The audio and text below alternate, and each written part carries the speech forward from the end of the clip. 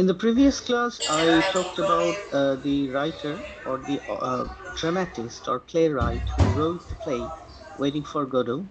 I also talked about the genre of the play, that this play Waiting for Godot is the pioneer for introducing absurd drama in Western literature. Today, what we are going to do is we are going to discuss the basic characteristics of an absurd play as well as the characteristics of Waiting for Godot, because Waiting for Godot is considered to be the quintessential absurdist drama or absurd drama. It is considered to be the archetype of an absurd drama. The characteristics that Waiting for Godot has, the features related to the themes, the features related to the plot, the features related to the characters that this play Waiting for Godot has, are considered to be the features of a proper absurd drama. That is why discussing the traits and features and characteristics and elements present in Waiting for Godot is similar to discussing the basic elements and characteristics and traits of an absurd drama. Waiting for Godot actually represents what an ideal absurd drama should be. The absurd drama or absurd plays written in the later days were measured or evaluated by comparing them with Waiting for Godot. So today we are going to discuss those particular characteristics that an absurd play possess and how these characteristics are present in the play Waiting for Godot. Now, in the previous class, I talked about the context and background. Today, we are going to analyze Waiting for Godot and absurd play. So, the title, let's start with the title. The title is Waiting for Godot. Godot is the name of a person. Who is Godot? We don't know. From the plot of the play, we understand that Godot is a human being. He is a person who is supposed to meet the protagonists of the play, Vladimir and Estragon. But he does not come. In the play, we don't have any kind of presence, direct presence of Godot. Godot is present in the play indirectly. He does not physically arrive in the play. In any of the scene, we don't find him physically. But Godot's representative comes in the first act and in the second act in the shape of a boy, young boy. And the name of Godot is frequently uttered by Vladimir and Estragon both. But Godot is physically absent from the play, but Godot is the title character. So this is one of the absurdities that are present in the play. Title character এর নাম হচ্ছে Godot, কিন্তু পুরো নাটকে গোডোর উপস্থিতি নাই। অন্য ক্যারেক্টাররা গোডোর নাম নিচ্ছে, গোডোর প্রতিনিধি আসছে, কিন্তু গোডোর কোনো খোঁজ খবর নাই। পুরো নাটকে একবারের জন্য গোডো সশরীরে উপস্থিত হয় নাই, গোডোর চরিত্র আর কি সশরীরে উপস্থিত হয় নাই। ফিজিক্যালি গোডো ইজ অ্যাবসেন্ট, অথচ গোডোর নামটা শিরোনামে আছে বা টাইটেলে আছে। So this is one of the absurdities. Traditional নাটকে title character is the protagonist. Title characterই হচ্ছে protagonist বা very important character. এখানে title character সরাসরি উপস্থিত না অনুপস্থিত। So this is very bizarre. So this adds to the absurdity, element of absurdity in the play. Now the title, তো Godot কে আসলে, Godot কাকে রিপ্রেজেন্ট করে? এই যে গোডো বলে একজন লোক আসবে আসবে বলেও আসলো না, এবং গোডো বলে একজন লোকের প্রতীক্ষায় বা অপেক্ষায় এই নাটকের প্রোটাগনিস্টরা সময় পার করে দিল। পুরো নাটকের ফার্স্ট অ্যাক্ট এবং সেকেন্ড অ্যাক্টের সেন্ট্রাল থিমই হচ্ছে গোডো, বা সেন্ট্রাল সাবজেক্ট ম্যাটার হচ্ছে প্রোটাগনিস্টরা গোডো নামের এই ব্যক্তির জন্য ওয়েট করে বা অপেক্ষা করে। তো গোডো কাকে রিপ্রেজেন্ট করে? What does the character of Godot symbolize? There are scholars who argue that Godot is a symbol of Jesus Christ or God. According to Christianity, Jesus Christ is God or one of the gods. Christians have been waiting for centuries and millenniums for Jesus Christ's arrival, second coming.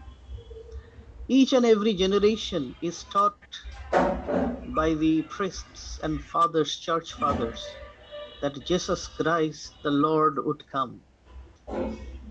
And each and every generation of Christians wait for his imminent arrival.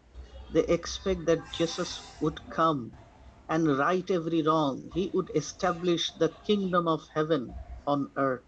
He would remove all the wrongs and problems of human society. He would reward the just and punish the wicked. But all these waits, all these expectations are in vain. Each and every generation remains waiting, and nobody comes, and they then die. Ultimately, uh, nobody arrives, and they are disheartened. But this wait for Jesus Christ keeps the Christian community alive.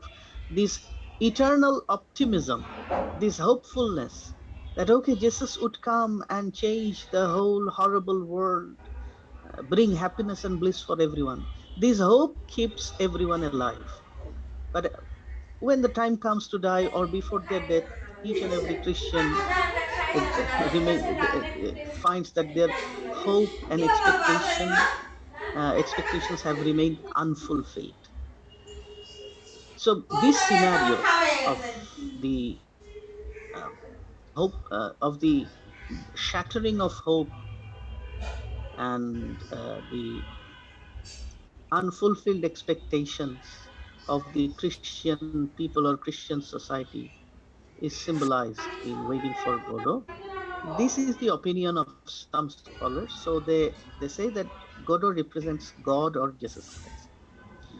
And the imminent arrival of Godot represent the expected arrival of Jesus Christ. And Vladimir and Estragon are just common Christians, miserable common Christians who are waiting for the coming of their Lord. But their Lord doesn't come. The schedule is changed and changed again and again.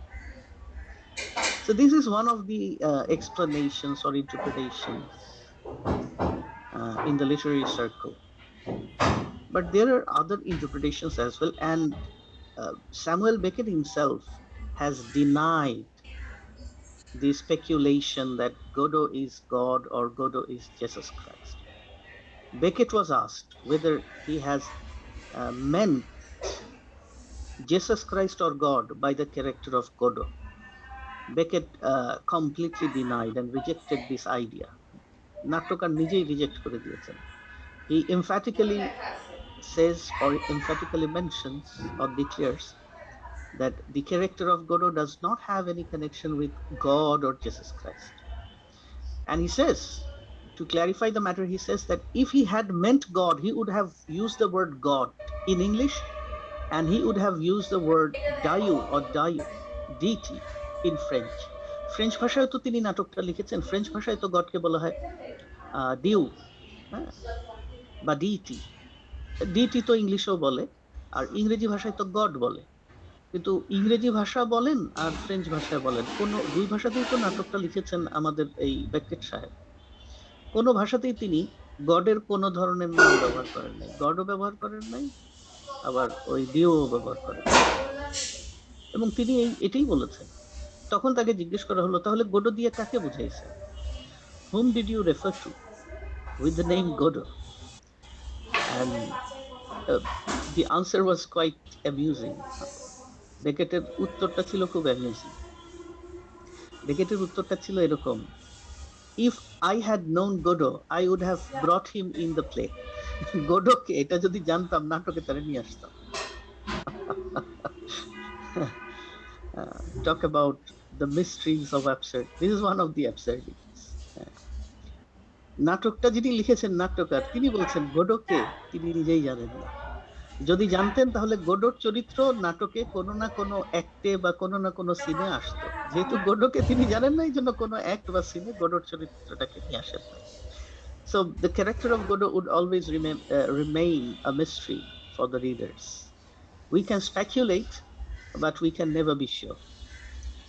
তো গোডোর পরিচয় না হয় আমরা sure হইতে পারলাম না। যে কেউ হইতে পারে, জেসাস ক্রাইস্ট হইতে পারে, গড হইতে পারে, বা অন্য যে কেউ হইতে পারে। It can be a human being. Or Godot may represent just hope, the abstract idea of hope and expectation, whatever. But অন্য যে শব্দটা ওয়েট তো আমরা পরিচিত ওয়েটের সাথে। জীবনে এমন কোনো ব্যক্তি নাই যাকে কখনো কোনো কিছুর জন্য ওয়েট করতে হয় নাই। এরকম কেউ কি আছে আপনাদের মধ্যে যে কখনো কোনো কিছুর জন্য বা কারো জন্য ওয়েট করেন নাই? রেডিওয়ান? No sir. নাই?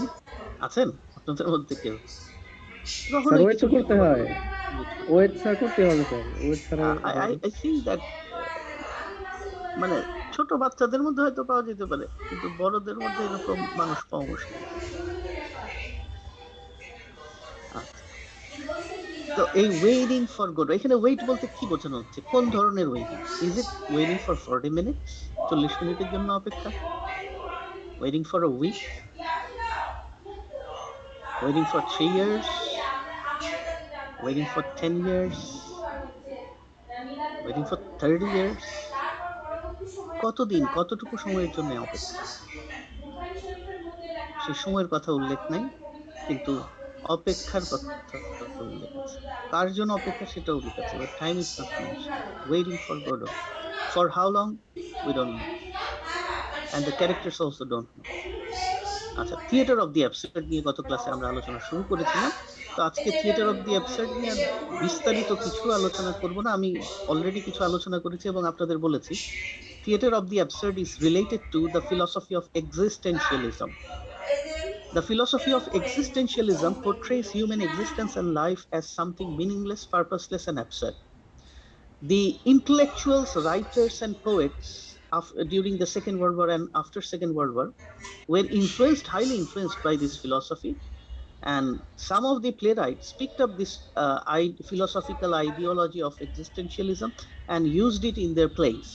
One of them was Samuel Beckett. But they picked up the concept of absurdity. The philosophy of existentialism has talked about many things. One of them is the concept of absurdity of human existence and human life. The playwrights and dramatists who were highly influenced by the philosophy of existentialism, they did not actually pick up other elements of existentialism. They picked up this element of absurdity and meaninglessness of human life and existence and used it in their plays. That is why their plays are called not as existentialist drama, but as the theater of the absurd or absurd drama. এই জন্য তাদের নাটকে কিন্তু existential drama বলা হয় না। ফিলোসফির নাম existentialism, এক্সিস্টেন্সিয়ালিজমের দ্বারা প্রভাবিত হয়েছে, তাহলে নাটকের নাম কেন এক্সিস্টেন্সিয়াল ড্রামা হবে না? অথবা তাদের মুভমেন্টের, ড্রামাটিক মুভমেন্টের নাম কেন দ্য থিয়েটার অফ দি এক্সিস্টেন্সিয়ালিস্ট হবে না? কারণ হচ্ছে পুরো এক্সিস্টেন্সিয়ালিজমের ফিলোসফিটা তারা নাটকে তুলে ধরার চেষ্টা করে নাই। এক্সিস্টেন্সিয়ালিজমের ফিলোসফির একটা ছোট্ট অংশ, দি থিম অফ অ্যাবসার্ডিটি, সেটা তারা তাদের নাটকে নিয়ে এসছে। They have made this theme of absurdity as the central theme of their plays, and using the theme of absurdity, they have also tweaked, or they have also to some extent experimented with the plot and characters as well. অ্যাবসার্ডিটিকে শুধু তারা theme হিসেবেই ব্যবহার করেছে তা নয়, নাটকের plot, আঙ্গিক, নাটকের style এবং নাটকের ক্যারেক্টারাইজেশনের ক্ষেত্রেও তারা এই অ্যাবসার্ডিটির এলিমেন্টটা ব্যবহার করেছে। আচ্ছা, এখন এই এক্সিস্টেন্সিয়ালিজমের যে ফিলোসফি সেটা নিয়ে গত ক্লাসে আলোচনা করেছি, জাস্ট একটু রিপিটেশন, একটু রিভিউতে আপনাদের স্মরণে থাকে। এক্সিস্টেন্সিয়ালিজম কি করে আসলে? It expresses the belief that in a godless universe, human existence has no meaning or purpose, and therefore all communication breaks down. এক্সিস্টেন্সিয়ালিজমের যে ফিলোসফি, তার একটা অন্যতম দিক হচ্ছে এই ফিলোসফি বিশ্বাস করে যে পুরো ইউনিভার্স গডলেস, কোনো ক্রিয়েটর নাই, গড নাই, কোনো গ্রেট পাওয়ার, সুপার পাওয়ার ইউনিভার্সকে ক্রিয়েটও করে নাই, রানও করছে না। কাজে ইউনিভার্সের এক্সিস্টেন্সটা এখানে accidental.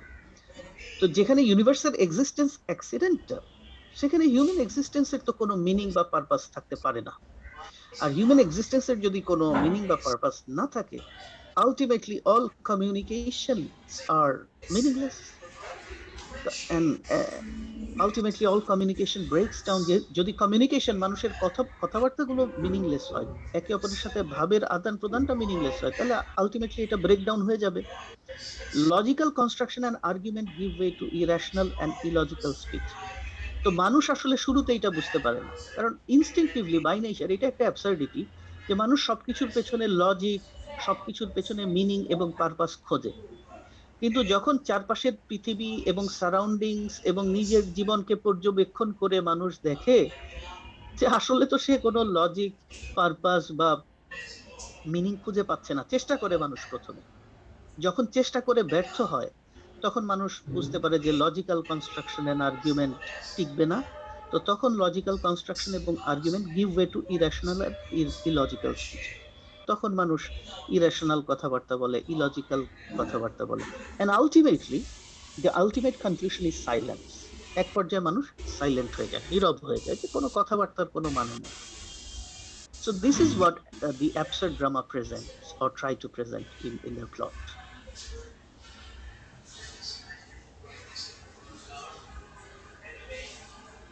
Theatre of the absurd follows the concepts of existential philosophy. The theatrical style aims to show a world where man is born with only himself and nothing else. There is no God, there is no superpower. This is according to the philosophy of existentialism and as well as the philosophy of the absurdist playwrights. The term or the phrase theatre of the absurd and absurd drama was first coined by famous literary critic Martin Esslin in 1960 essay. Martin এসলিন তার এই theatre of the absurd এই ফ্রেজটা সর্বপ্রথম ব্যবহার করেছিলেন 1960 সালে তার একটি এসেতে, ঠিক আছে। এবং এই ফ্রেজটা ব্যবহার করে তিনি স্যামুয়েল বেকেট এবং তার স্যামুয়েল বেকেটকে যারা অনুসরণ করে নাটক লিখেছেন তাদের নাটককে এই মার্টিন এসলিন অভিহিত করেছেন অ্যাবসার্ড ড্রামা হিসেবে। তখন থেকেই এই স্যামুয়েল বেকেট এবং স্যামুয়েল বেকেটের ধারা অনুসরণ করে যারা নাটক লিখেছে তাদের নাটককে বলা হয় অ্যাবসার্ড ড্রামা, এবং তাদের নাটকের ধারা বা স্ট্রিম বা স্টাইলটাকে বলা হয় theatre of the absurd.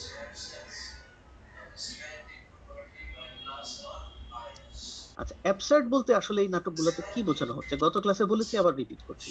The absurd in this place takes the form of man's reaction to a world apparently without meaning. এখানে অ্যাবসার্ডিটিটা বা অ্যাবসার্ডিটির থিমটা নেওয়া হয়েছে এখান থেকে যে মানুষের চারপাশের পৃথিবী তো আসলে মিনিংলেস, কোনো মিনিং নাই, কিন্তু মানুষ তো মিনিং খোঁজার চেষ্টা করে। এই যে মিনিং খোঁজার চেষ্টায় রত মানুষ যখন দেখে চারপাশের পৃথিবীতে কোনো মিনিং সে খুঁজে পাচ্ছে না, পৃথিবীর অস্তিত্ব বা জগতের অস্তিত্বই মিনিংলেস, তখন মানুষের যে রিয়াকশনটা হয়, যে প্রতিক্রিয়াটা মানুষ দেখায়, সেটাই অ্যাবসার্ড নাটকে তুলে ধরার চেষ্টা করা হয়। যখন মানুষ বুঝতে পারে যে তার এই মিনিং খোঁজার চেষ্টাটা ব্যর্থ এবং ইন ভেইন, ফিউটাইল, কারণ কি তার ইউনিভার্সের অস্তিত্বের পেছনেই কোনো মিনিং বা পারপাস নেই, তাহলে মানুষ নিজের অস্তিত্বের মিনিং কোত্থেকে খুঁজে পাবে? এটা যখন মানুষ উপলব্ধি করতে পারে তখন মানুষ একটা রিয়াকশন দেখায়, ইলজিক্যাল ইরেশনাল কাজকর্ম করে, কথাবার্তা বলে, এন্ড আলটিমেটলি সাইলেন্ট হয়ে যায়। মানুষের এই রিয়াকশনটা দেখানোই হচ্ছে অ্যাবসার্ড নাটকে মূল উদ্দেশ্য, এবং অ্যাবসার্ড নাটকে এই অ্যাবসার্ড আচরণটাই দেখানো মানুষ।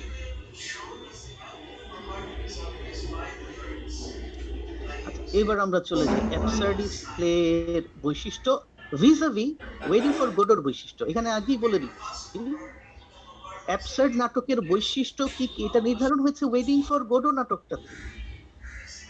Waiting for Godot is the first or pioneering absurd play. এই অ্যাবসার্ড নাটকের বৈশিষ্ট্য কি হবে এটা মোটামুটি কম বেশি 90% নির্ধারণ হয়েছে ওয়েটিং ফর গোডো নাটক থেকে। এটাকে আদর্শ কোইন্টেসেনশিয়াল অ্যাবসার্ড প্লে হিসেবে ধরা হয়। পরবর্তী যুগের নাটকগুলা কতটুকু অ্যাবসার্ড সেটা যাচাই করা হয় ওয়েটিং ফর গোডোর সাথে তুলনা করে, কম্পেয়ার করে, প্যারালাল ড্র করে। তো এখানে যে বৈশিষ্ট্যগুলো দেখতে পাবো এগুলো ওয়েটিং ফর গোডোর বৈশিষ্ট্য, আবার অ্যাবসার্ড ড্রামারও বৈশিষ্ট্য, দুইটাই চালাই দিতে পারে না। Number 1, broad comedy mixed with horrific or tragic images. এখানে বৈশিষ্ট্যগুলো বিভিন্ন আসপেক্টের উপর ভিত্তি করে আমরা আলোচনা করতে পারি। প্রথমেই যে আসপেক্টটা আমরা নিতে পারি বা বিবেচনায় নিতে পারি, the aspect that we can take into consideration while discussing the characteristics and traits of Waiting for Godot and an absurd drama is genre. Absurd drama বা ওয়েটিং ফর গোডো এই নাটকগুলো ট্রেডিশনাল পার্সপেক্টিভ থেকে কোন জনরায় ফেলতে পারি? এমনি তো absurd drama এটাই একটা জনরা, বাট ট্রেডিশনাল যে জনরাগুলো আছে, কমেডি, স্যাটায়ার, ট্র্যাজেডি, এগুলোর মধ্যে কোন জনরায় আমরা এই অ্যাবসার্ড ড্রামাকে ফেলতে পারি?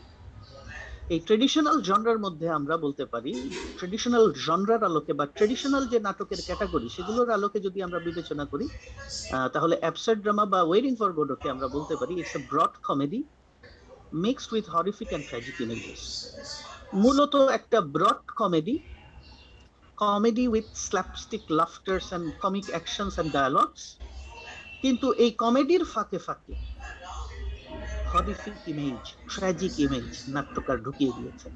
তার মানে পিওর কমেডি, ব্রড বৃহতাঙ্গিকের কমেডি, যার মধ্যে আবার ট্র্যাজেডির উপাদানও আছে। তো আপনি না বলতে পারতেছেন ফুল কমেডি, না বলতে পারতেছেন tragic, mixture of tragedy and comedy. আবার ট্র্যাজি কমেডিও,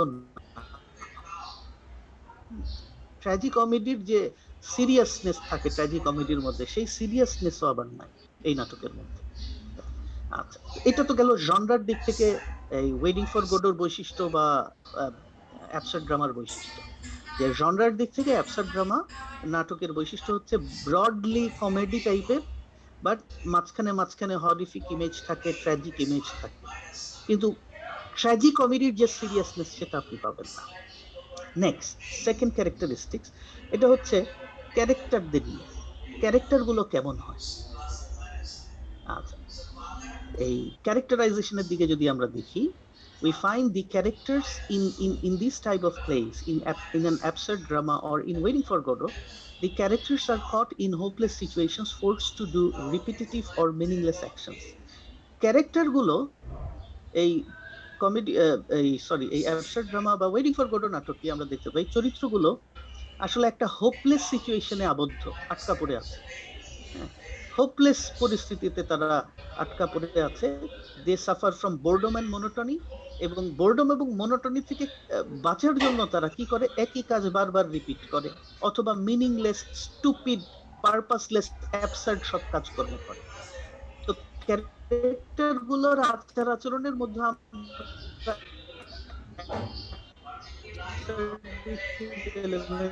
দেখতে পাই, ক্যারেক্টার গুলো রিপিট হলেও তারা লিপ্ত হয় এবং ক্যারেক্টার গুলো হোপলেস সিচুয়েশনে আবদ্ধ। ঠিক আছে? So the characters are also absurd because the actions and dialogues of characters are sometimes repetitive, meaningless, purposeless. তো ক্যারেক্টার গুলোর আচার আচরণ, এগুলোর মধ্যে অ্যাবসার্ডিটির এলিমেন্ট পাওয়া যায়, কারণ কথাবার্তা, আচার আচরণ অনেক ক্ষেত্রে মিনিংলেস, রিপিটেটিভ, একই কাজ বারবার করতেছে, অর্থহীন কাজ করতেছে, অ্যাবসার্ড সব কথা বলতেছে, অ্যাবসার্ড কাজ করতেছে। এবং ক্যারেক্টারগুলোর আরেকটা বৈশিষ্ট্য হচ্ছে হোপলেস সিচুয়েশনে আটকা পড়ে আছে, caught in a hopeless situation. এবং সময় কাটানোর জন্য, just to pass time, the characters are forced to do repetitive actions and meaningless actions. As a result there is no meaningful plot. ক্যারেক্টাররা যেহেতু এই রিপিটেটিভ অ্যাকশনে লিপ্ত হয়, মিনিংলেস অ্যাকশনে লিপ্ত হয়, অর্থহীন কাজকর্ম করে, অর্থহীন কাজকর্ম দিয়ে তো কোনো অর্থবহ ঘটনা বা কাহিনী নির্মাণ করা যায় না। আপনি একটা স্টোরি বা কাহিনী বা প্লট নির্মাণ করবেন কিসের মাধ্যমে? ক্যারেক্টাররা যখন কোনো পারপাস বেসড কাজ করবে, ক্যারেক্টাররা যখন খুশি যা খুশি তাই করতেছে, ক্যারেক্টারদের কাজের পেছনে কোনো উদ্দেশ্য, লক্ষ্য, অর্থ নাই, হ্যাঁ, তখন তো কোনো কাহিনী বা স্টোরি ডেভেলপ হবে না। তো এই জন্য অ্যাবসার্ড ড্রামার প্লট গুলো আসলে অ্যাবসার্ড, প্লট গুলো কি পারপাসলেস, মিনিংলেস, ঠিক আছে, lacking any kind of meaningful action, কোনো মিনিংফুল অ্যাকশন প্লটের মধ্যে পাবেন না। ঠিক আছে, অনেকে বলে প্লটই নাই। অ্যাবসার্ড ড্রামায় আসলে প্লট, ট্রেডিশনালি প্লট বলতে আমরা যেটা বুঝাই অ্যাবসার্ড ড্রামায় সেটা নাই। তো আমি এভাবে বলবো না, আমি বলবো যে মিনিংফুল প্লট নাই, মিনিংফুল অ্যাকশন নাই। অ্যাকশন তো আছে, কাজকর্ম তো দেখাচ্ছে, কিন্তু কাজগুলা অর্থবহ না, কোনো কাজের পেছনে কোনো উদ্দেশ্য নাই, কোনো লক্ষ্য নাই, কোনো কারণ নাই, এমনি এমনি আলতু ফালতু কাজ করে সময় কাটাচ্ছে, জাস্ট টাইম পাস হচ্ছে। উদ্দেশ্য টাইম পাসের জন্য যে কাজগুলো করা হয় ওগুলো দিয়ে তো আপনি কোনো ঘটনা নির্মাণ করতে পারবেন না। You can not create a plot, meaningful plot.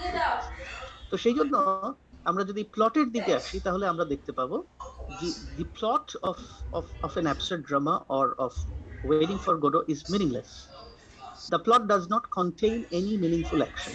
Absurd drama বা ওয়েটিং ফর গোডোর মধ্যে মিনিংফুল অ্যাকশন বা মিনিংফুল প্লট নাই। আচ্ছা, এবার চলে আসি আমরা ডায়ালগ। হোয়াট টাইপ অফ, যদিও আচ্ছা একটু বলে নিই, যদিও ট্রেডিশনাল প্লট স্ট্রাকচার ব্যবহার করেছেন নাট্যকার, প্লটকে একাধিক অ্যাক্টে ভাগ করেছেন, হ্যাঁ, কিন্তু এটা হইতেছে দর্শকদের ধোকা দেওয়ার জন্য, দর্শকদের ডিসিভ করার জন্য বা কনফিউজ করার জন্য। Act one, act two. আচ্ছা, অ্যাক্ট ওয়ান আর অ্যাক্ট টু যে দুইটা ভাগ করছে, কেন ভাগ করছে? অ্যাক্ট ওয়ানে যা ঘটছে অ্যাক্ট টু তে তো তাই ঘটছে, দুইটার মধ্যে তো কোনো পার্থক্য নাই। অ্যাক্ট ওয়ানের মধ্যেই নাটকটা সীমাবদ্ধ রাখলে কিছুই যেতে আসতো না। অ্যাক্ট ওয়ানের যে ঘটনা ঘটছে অ্যাক্ট টু তে এসে তো সেই ঘটনা অগ্রসর হয় নাই, সেম ঘটনা রিপিট হয়েছে। কিন্তু নাট্যকার ওই ট্রেডিশনাল নাটকের মতো এই ওয়েটিং ফর গোডোর প্লটটাকে দুইটা আলাদা আলাদা অ্যাক্টে ভাগ করেছেন, যাতে দর্শক বা পাঠক মনে করে যে ফার্স্ট অ্যাক্টে যে ঘটনা ঘটেছে সেকেন্ড অ্যাক্টে ঘটনা অগ্রসর হবে, একটা ক্লাইম্যাক্স হবে বা কনক্লুশন হবে। আলটিমেটলি যেটা হয়, ফার্স্ট অ্যাক্টে অর্থহীন ঘটনাগুলো ঘটে, সেকেন্ড অ্যাক্টে ওই ঘটনাগুলোই রিপিট হয় একটু চেঞ্জ, নাথিং মিনিংফুল হ্যাপেন। আচ্ছা, নেক্সট আমরা চলে যাই dialogue. What type of dialogues are used in an absurd drama or in Waiting for Godot? Absurd drama বা ওয়েটিং ফর গোডো নাটকে ডায়ালগ গুলোর মধ্যে যা থাকে সেটা হচ্ছে ক্লিশে। ক্লিশে ডায়ালগ থেকে গত ক্লাসে বলেছি, চর্বিত চর্বণ, দৈনন্দিন জীবনে যে আমরা হাবিজাবি কথাবার্তা বলি, যেটা সাধারণত সাহিত্যে বলার কথা না, সাহিত্যের পাতায় আসার কথা না, এই ধরনের চর্বিত চর্বণ, গতানুগতিক, খুবই অর্ডিনারি ক্লিশে ডায়ালগ ব্যবহার করা হয় অনেক ক্ষেত্রে। আবার মাঝে মাঝে খুব উইটি ডায়ালগসও থাকে, ওয়ার্ড প্লে থাকে। হ্যাঁ, বুদ্ধির খেলা, ডায়ালগের মধ্যে বুদ্ধির খেলা থাকে, হাইটেন ডায়ালগও থাকে, মাঝে মাঝে ফিলোসফিক্যাল স্টেটমেন্টস থাকে। আবার মাঝে মাঝে ননসেন্সিক্যাল ডায়ালগস, কমপ্লিট জিবারিশ, মিনিংলেস, ছোট বাচ্চাদের যেরকম অর্থহীন শব্দ বলে ওইরকম। তার মানে এখানে অ্যাবসার্ড ড্রামায় আমরা দেখবো ডায়ালগস আর ইনকনসিস্টেন্ট, ধারাবাহিক না। ডায়ালগ কখনো ফিলোসফিক্যাল, হাইটেন্ড, উচ্চমার্গীয়, আবার কখনো খুবই অর্ডিনারি ক্লিশেড, সাহিত্যের পাতায় থাকে না, সাধারণ দৈনন্দিন জীবনে যে আমরা রসকসহীন কথাবার্তা বলি সেরকম। আবার কখনো একদম gibberish, nonsensical, meaningless words like the words children use sometimes. আচ্ছা, এবার চলে আসি যে এই আরেকটা বৈশিষ্ট্য, যে অ্যাবসার্ড ড্রামা বা ওয়েটিং ফর গোডোর আরেকটা বৈশিষ্ট্য কি, এটা ওর জনরা রিলেটেড বৈশিষ্ট্য। সেটা হচ্ছে in in absurd drama, traditional in absurd drama, or even in Waiting for Godot, we find that these type of plays try to parody or try to dismiss the realism and the concept of well-made play. Absurd drama এবং waiting for গোডোর মধ্যে আমরা দেখি কি করা হয়েছে, traditional নাটককে মানে রসাত্মক ভঙ্গিমায় বা parody করা হয়েছে, অনুকরণ করা হয়েছে কিছুটা হাস্যকর ভঙ্গিতে। এই যে একটু আগে বললাম, ট্রেডিশনাল নাটকে যেরকম অ্যাক্ট থাকে, অ্যাক্ট ওয়াইজ বা চ্যাপ্টার ওয়াইজ পর্ব হিসেবে ভাগ করা হয়, পর্বগুলোকে বলা হয় act one, act two, act three, অথবা অ্যাক্ট ওয়ান এবং অ্যাক্ট টু। এই অ্যাবসার্ড ড্রামাতেও এরকম ট্রেডিশনাল ড্রামার বাহ্যিক দিকটা, এক্সটার্নাল যে আঙ্গিকটা, স্ট্রাকচারটা, সেটা নকল করা হয়, কিন্তু ভেতরে কোনো মিলই নেই। এই ধরনের ইয়েকে বলা হয়, অনুকরণকে বলা হয় প্যারোডি। প্যারোডি করে না, প্যারোডি গান বানায়, বাহ্যিক ভাবে গানের সুর মনে হবে যে অমুক গানের মতো, একটা সিরিয়াস গানের মতো, কিন্তু ওই গান, অরিজিনাল গানটা সিরিয়াস, প্যারোডি গানটা একই সুরে গাওয়া হবে, একই টাইপের কিছু কিছু শব্দ ব্যবহার করা হবে, কিন্তু প্যারোডি গানটা থাকবে হাস্যরসাত্মক। তো এখানেও একই জিনিস, বাহ্যিক এক্সটার্নাল যে স্ট্রাকচার সেটা ট্রেডিশনাল নাটকের মতো হবে, বাট ভেতরে গেলে দেখা যাবে যে ট্রেডিশনাল নাটকের থেকে কমপ্লিটলি ভিন্ন। তাহলে এই রিয়েলিস্টিক ট্রেডিশনাল প্লের যে জনরা এবং প্লট, সেটাকে এই অ্যাবসার্ড ড্রামা প্যারোডি করে, অথবা কখনো কখনো একদম ডিসমিস করে দেয়, কখনো কখনো একদম রিয়েলিজমকে ডিসমিস করে দেয় absurd drama. Sometimes absurd drama completely negates or dismisses realism and traditional ড্রামার কোনো ধারে না, ট্রেডিশনাল ড্রামাকে একদমই কোনো ফলো করে না, একদম টোটাল ডিসমিস করে দেয়। আর কখনো কখনো বাহ্যিকভাবে ট্রেডিশনাল ড্রামাকে ফলো করে, বাট ভেতরে গেলে দেখা যায় ট্রেডিশনাল ড্রামার সাথে কোনো মিল নাই, প্লটের কোনো মিলই নেই। আচ্ছা, নেক্সট বৈশিষ্ট্য, the theatre of the absurd shows the failure of man without recommending a solution. এটা theme, it's a thematic feature. থিমের একটা ফিচার আমরা দেখতে পারি, যে অ্যাবসার্ড ড্রামা বা ওয়েটিং ফর গোডো নাটকের মধ্যে যে থিম তুলে ধরা হয়, সেই থিমটা হচ্ছে failure of man.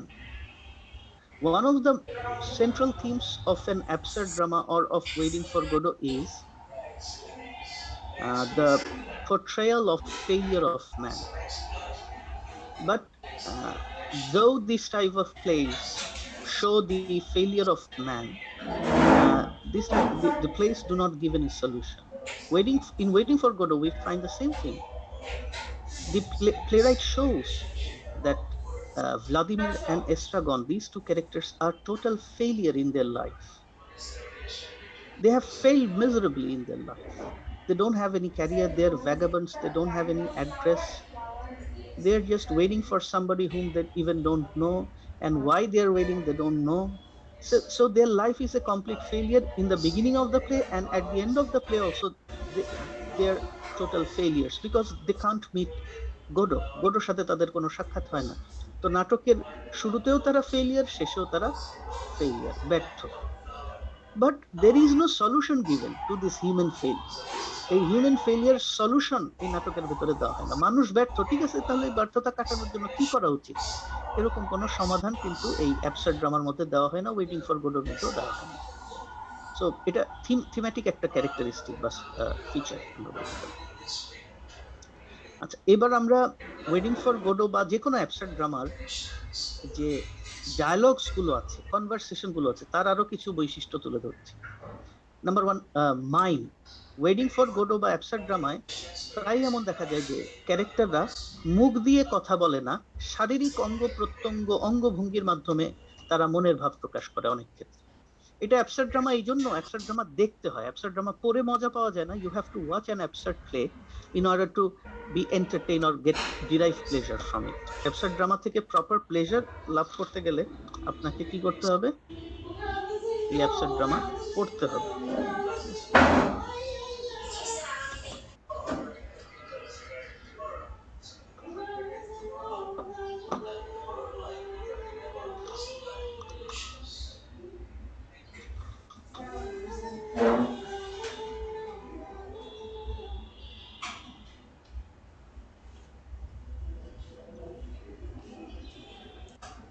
Okay, can you hear me? আমার কথা শুনতে পাচ্ছেন আপনারা? ইয়েস স্যার, শুনতে পাচ্ছি। অ্যাবসার্ড ড্রামা, এই জন্য অ্যাবসার্ড ড্রামায় দেখা যায় প্রচুর শারীরিক অঙ্গ প্রত্যঙ্গের মাধ্যমে বিভিন্ন ক্যারেক্টাররা নানান আকার ইঙ্গিত দিচ্ছে, মুখের অঙ্গভঙ্গি করছে, হাত দিয়ে ইশারা ইঙ্গিত করছে, ইশারা ইঙ্গিতে প্রচুর কাজ চলে অ্যাবসার্ড ড্রামার মধ্যে, এটাকে বলে মাইম।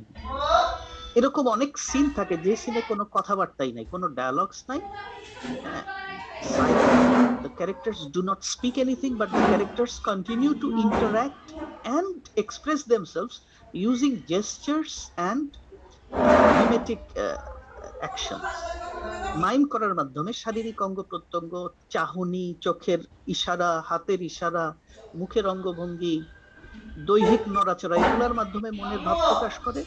এরকম অনেক সিন আছে যেখানে কোনো ডায়ালগ থাকে, তো সাইলেন্সকে ব্যবহার করা হয় অনেক সিনে। সাইলেন্ট থাকে ক্যারেক্টারে, কিন্তু মাইমের মাধ্যমে মনের ভাব প্রকাশ করে। জিবারিশ, যেটা বললাম যে ননসেন্সিক্যাল প্রচুর কথাবার্তা থাকে অ্যাবসার্ড নাটকের মধ্যে, এমন অনেক ডায়ালগ থাকে যেখানে একদম আলতু ফালতু কথা, মিনিংলেস কথাবার্তা, অর্থহীন শিশু সুলভ কথাবার্তা।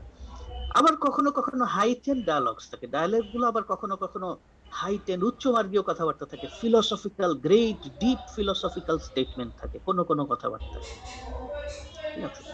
আবার অ্যাবসার্ড ড্রামার ইয়ের মধ্যে যে একটা বৈশিষ্ট্য, সেটা হচ্ছে ভিনিয়েট তুলে ধরার চেষ্টা করতে হবে। ভিনিয়েট মানে খন্ড খন্ড চিত্র, fragmented. The dialogues and conversations are fragmented.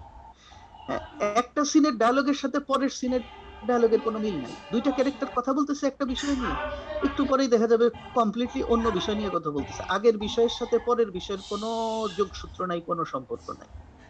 যেন আগে একটু আগে 1 মিনিট আগে যে বিষয় নিয়ে কথা বলছিল ওইটা তারা বেমালুম ভুলে যায়।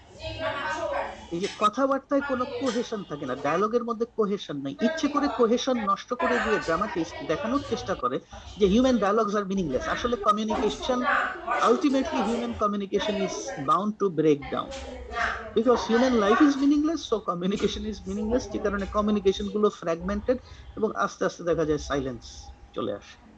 তো এই বৈশিষ্ট্যগুলো আমরা ডায়ালগের মধ্যে পাই।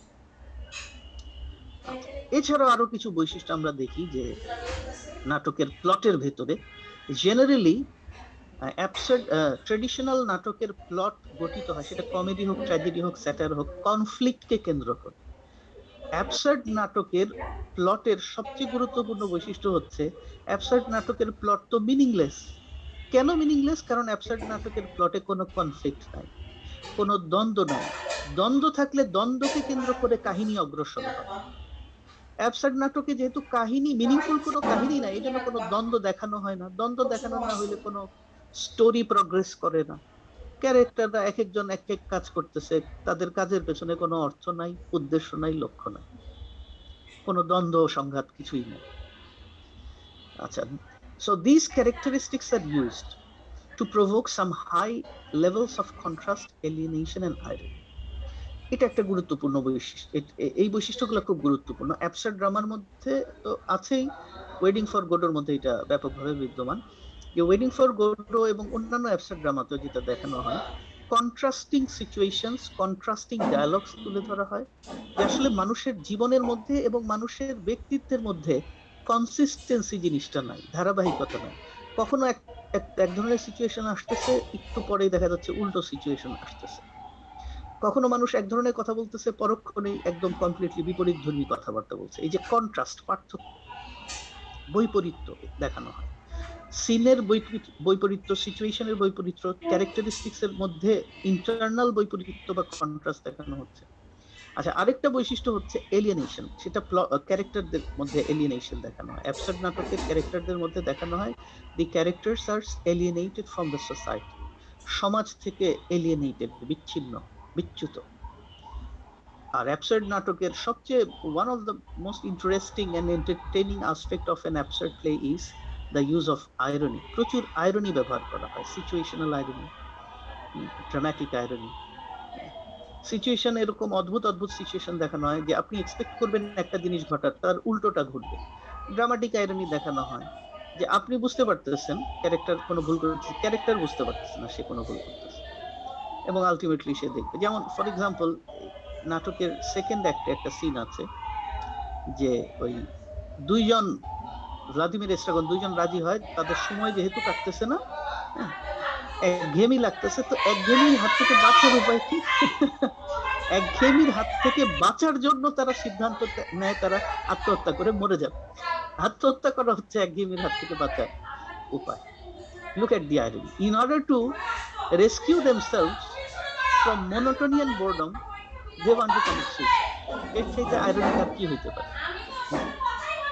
তারপর তারা কি করে? When they go and try to commit suicide, they miserably fail. Suicide করতে গিয়ে তারা ব্যর্থ হয়। শুধু তাই না, পরের সিনটাই খুব কমিক। সুইসাইডের সিনটা খুব tragic. They have decided that they would commit suicide. তারপর ওই এস্ট্রাগনের বেলটা নেয়, নিয়ে গাছের ডালের সাথে ঝুলতে যায়। দুইজনের মধ্যে আবার কাড়াকাড়ি। এস্ট্রাগন বলে না তুমি আগে ফাঁস নাও, ভ্লাদিমির বলে না তুমি আগে ফাঁস নাও। কেন বলে? স্বার্থপরতার কারণে। এস্ট্রাগন বলে যে আমি আগে ফাঁস নিলে তোমার কি হবে, তুমি যদি ডুবে যাবে একদিন। ভ্লাদিমিরের জন্য চিন্তা করে এস্ট্রাগন ফাঁস নিতে চায় না, বা ভ্লাদিমির এস্ট্রাগনের কথা চিন্তা করে নিজে আগে ফাঁস নিতে চায়। তো আলটিমেটলি এস্ট্রাগন আগে যায় ফাঁস নেওয়ার জন্য, এবং মিজারেবলি ফেল করে, এবং ফেল করার আত্মহত্যা করতে পারে না, ব্যর্থ হয়।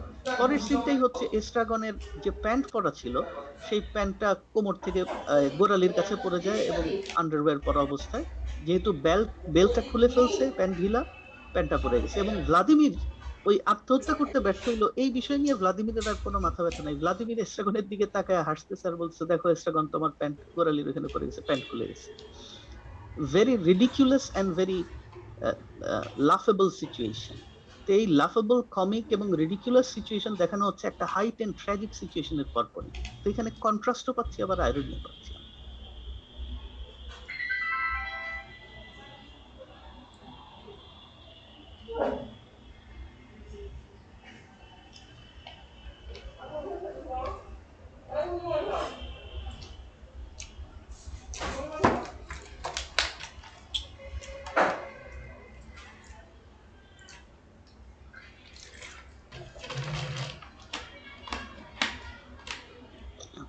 So this is in short the major characteristics of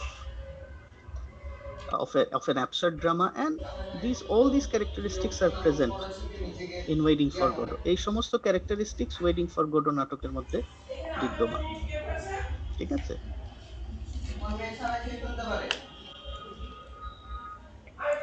Okay, sir.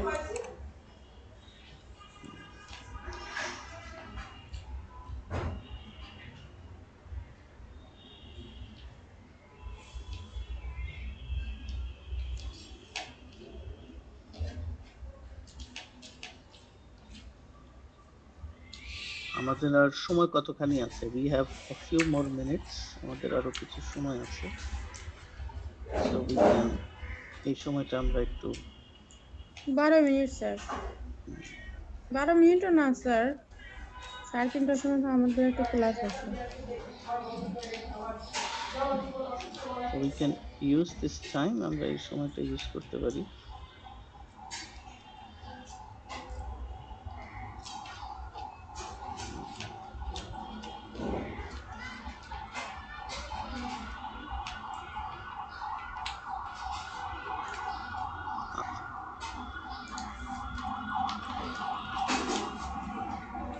So let's use this time. আমার কথা শুনতে পাচ্ছেন আপনারা? Can you hear me? G sir, শোনা যাচ্ছে। Okay. So major characters, character নিয়ে একটু আলোচনা করি, আমি একটু ধারণা দিই। Who are the major characters in this play? এই নাটকের মেজর ক্যারেক্টার হচ্ছে ভ্লাদিমির এবং এস্ট্রাগন, but they are the protagonist দুজন, একজনের নাম ভ্লাদিমির আর একজনের নাম এস্ট্রাগন। The other four characters are Pozo, Lucky, there is a boy, and the person, the very title character Godot himself. But Godot is বাকি character গুলোকে আমরা physically দেখতে পাই। আচ্ছা, let's talk about the first act of the play. নাটকের প্রথম অ্যাক্টে কি ঘটেছে? In the very beginning of first act, the playwright shows the setting of the play. The play is set in a country road with one tree, and the whole surrounding area is a barren land. নাটকটা শুরু বা সূচনা হচ্ছে এমন একটা setting এ, এমন একটা প্লেসে, যেখানে চারপাশে একদম ধুধু মরুভূমি আর পাথুরে জমি, মাঝখান দিয়ে একটা কান্ট্রি রোড বা একটা বড় পথ চলে গেছে, গ্রামীণ পথ, রোড, এবং সেই রোডের পাশে একটা মাত্র গাছ। সেই গাছের পাশে দুইজন ক্যারেক্টার, একজনের নাম ভ্লাদিমির আর এস্ট্রাগন, একে অপরের সাথে সাক্ষাৎ করলো। This is the first scene. আচ্ছা, time, with respect to time, what is the setting? We don't have any clue, আসলে এরকম কোনো ক্লু দেওয়া নাই, but one from the information that we get from the dialogues of the characters, we can understand that this play or the incidents or events of this play occurred long after the Eiffel Tower of France was built.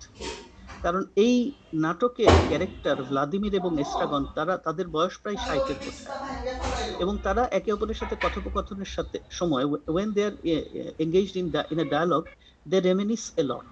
তারা অতীতের স্মৃতিচারণ করে। এরকম একটা স্মৃতিচারণ করার সময় একজন আরেকজনকে বলে, তাদের ফ্রান্সের প্যারিসে বেড়াতে যাওয়ার ঘটনার কথা বলে, এবং ফ্রান্সের প্যারিসে বেড়াতে গিয়ে they saw the Eiffel Tower, তারা আইফেল টাওয়ার দেখেছিল।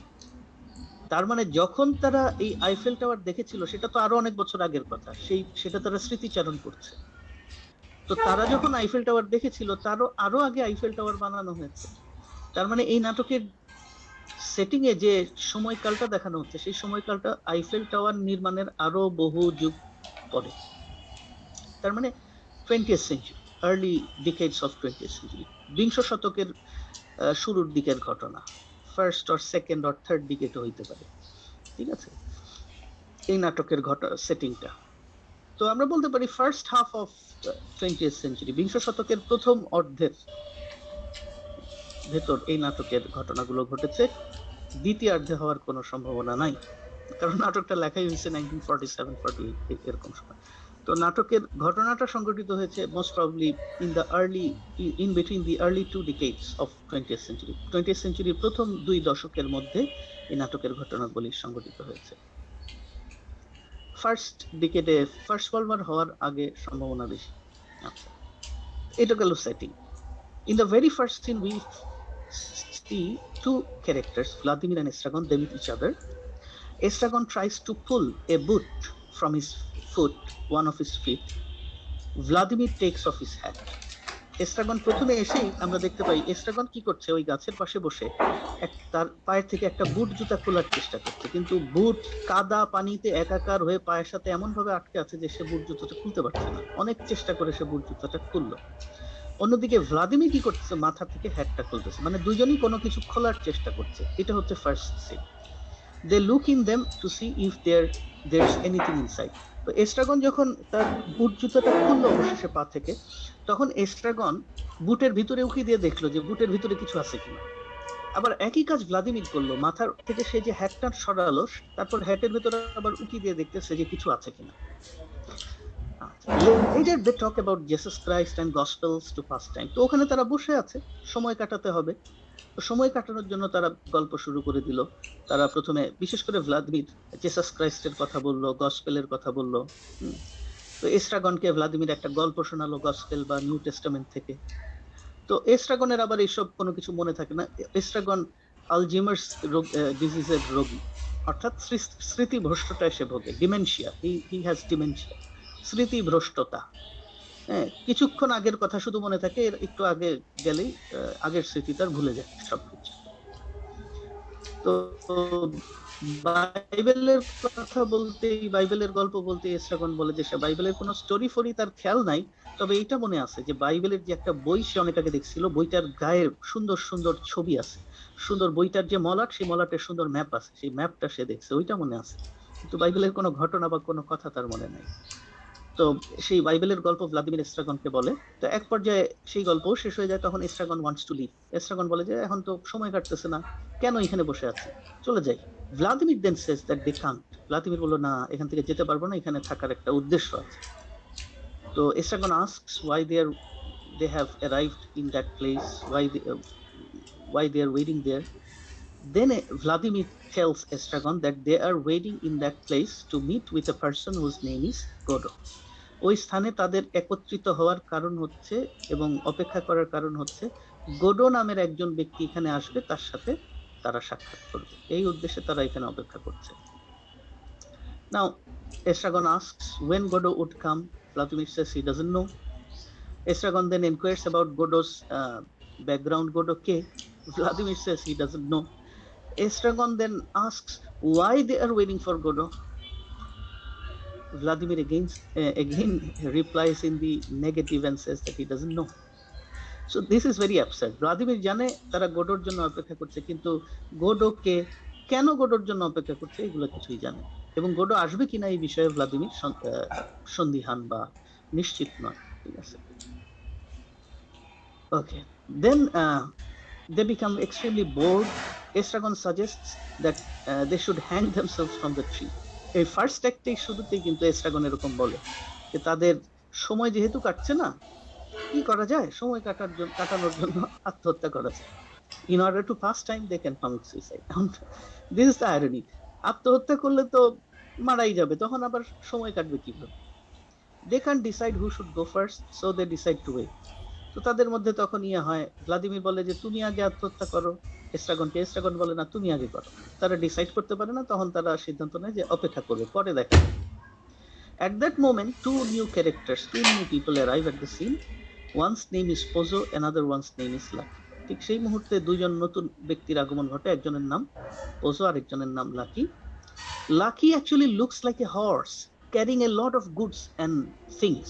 লাকির অবস্থা অনেকটা ঘোড়ার মতো, পিঠের মধ্যে বিশাল বোঝা, লাকির ঘাড়ে বিশাল বোঝা নিয়ে লাকি হাঁটছে।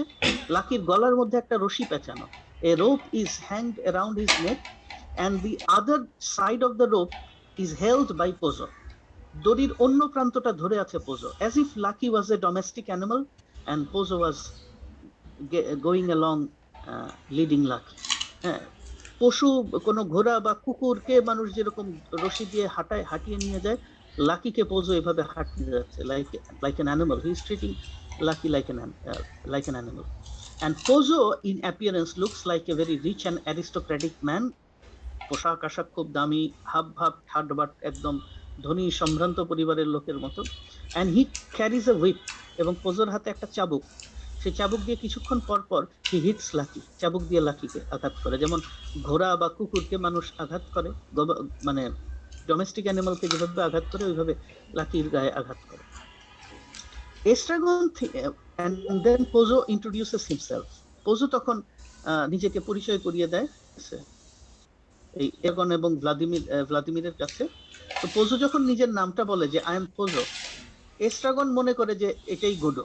এস্ট্রাগন says that are you Godot. তো বারবার 3-4 বার পোজো যখন নামটা বলে, এস্ট্রাগন বারবার বলে are you Godot, are you Godot, তখন ভ্লাদিমির বুঝতে পারে। ভ্লাদিমির তখন বলে যে no. Vladimir interviews and says that it is not Godot, it is someone else, this person's name is Pozzo. এইভাবে তারা বুঝতে পারে যে এস্ট্রাগন এবং ভ্লাদিমিরের সাথে পোজোর এভাবে কথোপকথন শুরু হয়। ঠিক আছে, তো ইনশাআল্লাহ in the next class we will continue with our discussion of the play. নাটকের স্টোরিটা নিয়ে এবং অ্যাক্ট ওয়াইজ অ্যানালিসিস আমরা নেক্সট ক্লাসে করব। ফার্স্ট অ্যাক্ট হলো। আজকে এই পর্যন্তই থাকুক, সময় শেষ আমাদের। জি স্যার। আসসালামু আলাইকুম স্যার। ওয়ালাইকুম আসসালাম।